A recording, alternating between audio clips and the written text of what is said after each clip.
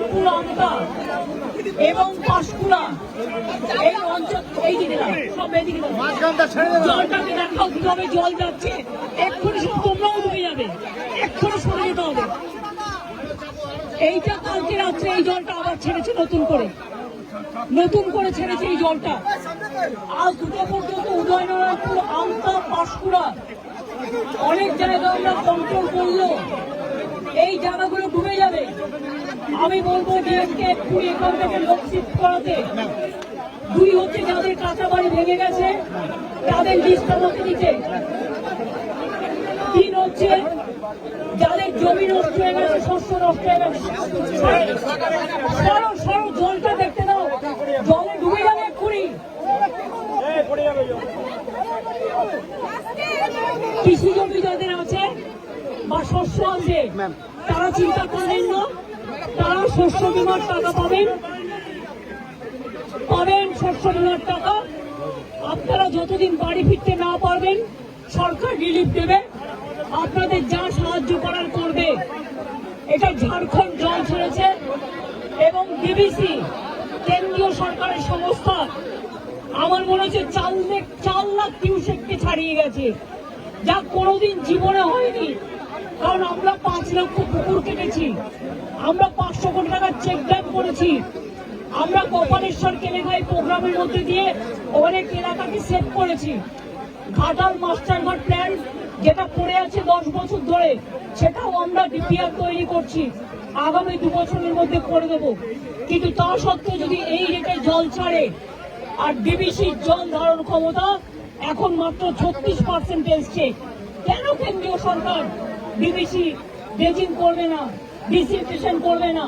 ডিবিসির জলে কেন বাংলা ডুববে আমি জানতে চাই, আমরা কৈফিয়ত চাই।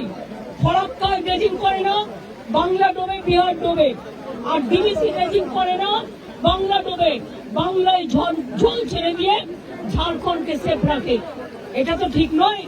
বাংলা একটা নৌকার মতো, আর সব জল নেপালে বৃষ্টি হলে উত্তরবঙ্গে ঢুকবে, ভুটানে বৃষ্টি হলে জলপাইগুড়িতে ঢুকবে, আলিপুরদুয়ারে ঢুকবে, কুচবিহারে ঢুকবে, নর্থ বেঙ্গলে ঢুকবে। আর মালদা নদীকে গঙ্গার ইরোশন মুর্শিদাবাদের, আর দক্ষিণবঙ্গ ডুবছে ডিবিসির জলে। এবং আমি যা শুনেছি কাল রাতে জলের ওপর আবার জল ছেড়েছে। এই জায়গাগুলো ভেজা ছিল না, অনেকটা দূরে ছিল। আমাকে এসপি বললেন, ডিএম বললেন এটা এক্ষুনি হয়েছে। এবং দেখুন এক্ষুনির মধ্যে এতটা ডুবে গেছে। আমি সবাইকে বলবো জলের ঝুঁকি নেবেন না, জল আর আগুনের ঝুঁকি নেবেন না। অন্তত 2 দিন একটু সেফ প্লেসে থাকুন, তারপরে জলটা বেরিয়ে গেলে তারপরে আপনারা আস্তে আস্তে বাড়ি যাওয়ার মতো পরিস্থিতি থাকলে তখন বাড়িতে যান। আর আমি অ্যাডমিনিস্ট্রেশনকে বলবো যা রিলিফ দেওয়ার কোনো যেন রিলিফে অভাব না হয়। প্রত্যেকটা পরিবারকে দেখে নেবেন, আপনাদের কাছে সবকিছু দেওয়া আছে, কেউ যেন অসুবিধায় না পড়ে। আমি মিদনাপুর পশ্চিম, হুগলি, হাওড়া এবং হাওড়া যাবো আমি এবার, মেদিনীপুর পূর্ব ঘুরে যা দেখলাম তাতে আমি সত্যি শঙ্কিত। ডিবিসির সাথে আমরা ফার্দার কোনো সম্পর্ক রাখবো কিনা আমাদের সন্দেহ আছে। আমি সব সম্পর্ক কাট আপ করে দেবো যদি মানুষকে এইভাবে ডোবায়। আবার ছেড়েছে মানে পুরো চক্রান্ত, মানে এটা পূর্ব পরিকল্পিত এবং এটা পরিকল্পিত বন্যা। এটা আমাদের বৃষ্টির জলে বন্যা নয়, বৃষ্টি হয়েছে 3-4 দিন, কিন্তু এটা ম্যানমেড প্ল্যান। আমি আবার আপনাদের বলছি, আমি এখানে যারা আছেন এই দেখুন কতটা ভরে গেল আপনারা থাকতে থাকতে। আমি আপনাদের অনুরোধ করবো সরে যান এক্ষুনি মানুষকে নিয়ে। সামনে থেকে যারা দোতলায় দাঁড়িয়ে আছেন ওই বাড়িটাও ভেঙে পড়তে পারে জলের তোড়ে। প্লিজ আপনারা সেফ জায়গায় চলে যান। জল কিন্তু 8 ঘন্টার মধ্যে ডুবিয়ে দেয় সব, আগুন যেমন হু হু করে ডুবিয়ে দেয়। আমরা পাঁশকুড়া থেকে আমি ডেবরাতেও জানি হয়েছে, ডেবরা আমি দেখতে দেখতে এলাম। ডেবরা আমি ডিএমকে বলবো, পশ্চিম মেদিনীপুরের ডিএমকে বলতে ডেবরার রিলিফ গুলো পাঠাতে, এমএলএকেও একটু কনফিডেন্স নেবে, জেলা পরিষদকে, এবং কেশপুরটাও দেখে নিতে। ডেবরাতেও 10টা গ্রাম ডুবেছে এবং খড়গপুর রুরালও ডুবেছে, একটা ট্রাইবেল গ্রাম, সেটাও দেখে নিতে। এবং পাঁশকুড়া যেটা ডুবেছে সেটাও দেখে নিতে। কোন রকম জাতের লোকে না বলতে পারে যে আমি রিলিফ পাইনি। আমি কিন্তু ডাইরেক্ট ডিএমদের দায়িত্ব নেব। দেব এবং এসপিদের এটা দেখার জন্য। খরচা করুন, মানুষকে দিন, তাতে যা লাগবে কোনো অসুবিধা হবে না। আমি এখন যাচ্ছি উদয়নারায়ণপুর আমটাকে অ্যালার্ট করতে, কারণ ওখানকার অবস্থা খুব খারাপ।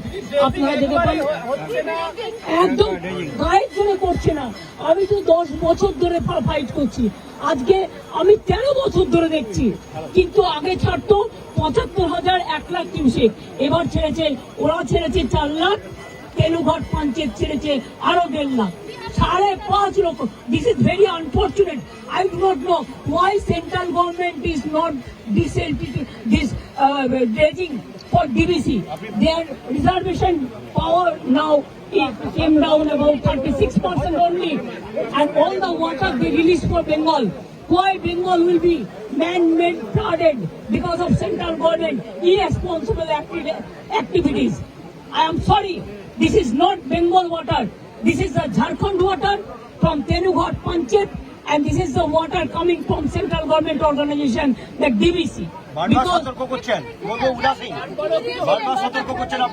এটা নিয়ে বড় আন্দোলনে যেতে হবে, এটা নিয়ে আমরা বড় আন্দোলনে যাবো।